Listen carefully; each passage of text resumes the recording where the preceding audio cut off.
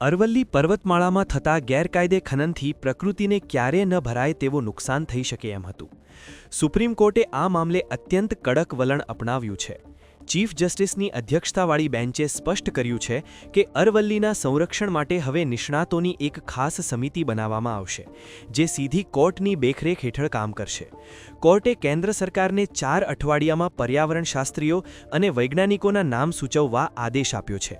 મહત્વની વાત એ છે કે અગાઉ અરવલ્લીની વ્યાખ્યામાં જે વિસંગતતા હતી, તેને કારણે આ પર્વતમાળાનો મોટો હિસ્સો સંરક્ષણની બહાર રહી જવાની આશંકા હતી. પરંતુ હવે કોર્ટે નવી વ્યાખ્યા પર સ્ટે યથાવત રાખ્યો છે.